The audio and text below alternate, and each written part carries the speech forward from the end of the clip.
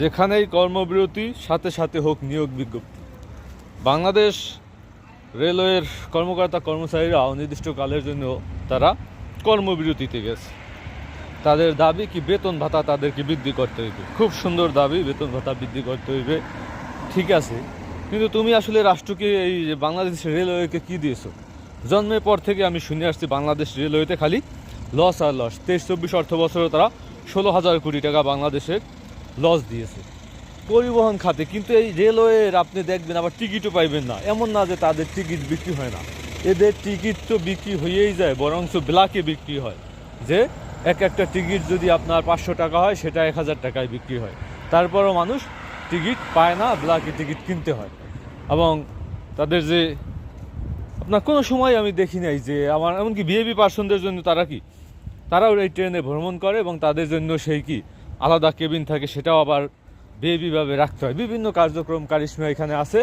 বাংলাদেশ রেলওয়ের আপনার কর্মকর্তা কর্মচারী যদি 2000 হয়, সেখানে আরও 10,000 আছে যারা এই ব্ল্যাকে টিকিট বিক্রি করে তারপর জীবনযাপন করে, ঠিক আছে। তো এইরকম রকমের পরিস্থিতির মধ্য দিয়ে বাংলাদেশ রেলওয়ে শুধু লস আর লস দেখায়। তো এই যারা কর্মবিরতিতে গেছে এদেরকে আসলে ফিরে এনে লাভ নেই। আপনার এই রেলওয়ে চালাইয়া আপনার যদি লসই দিতে হয়, একটা রাষ্ট্র কয় জায়গায় লস দিবে? আপনি যদি সার ওষুধ কেনেন, বাংলাদেশ সরকারের আসলে লস দিবে কোথায়? সারে দিতে পারে, কৃষিতে দিতে পারে, চিকিৎসা সেবায় দিতে পারে, তারপর আপনার গ্যাসের উপর যদি দিতে পারে, বিদ্যুতে লস দিতে পারে, এসব জায়গায় ভর্তুকি দিবে। কিন্তু যখন আপনি এরকমের একটা পরিবহন খাতে ইনভেস্ট করিয়া, বাংলাদেশ বিমানে ইনভেস্ট করিয়া, বাংলাদেশ রেলওয়ে ইনভেস্ট করিয়া, যেখানে টিকিটও থাকে না, বাংলাদেশ বিমানে একটা টিকিট সৌদি আরব আসতে আপনার 1 লক্ষ টাকায় বিক্রি হয়।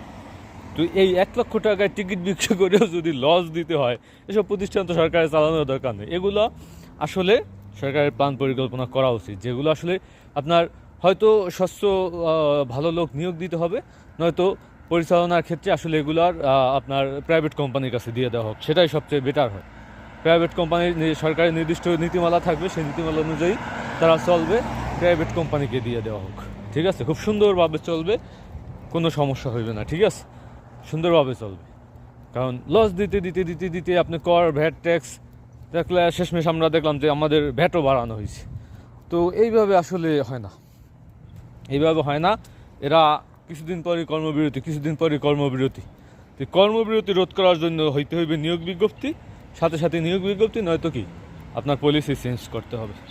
এছাড়া কোনো উপায় নাই। এই সরকার এমনিতেই অন্তর্বর্তীকালীন সরকার সংস্কারের কথাই যেহেতু বলতেছে, তারা সংস্কার তো এটাই তো সংস্কার, তাই না?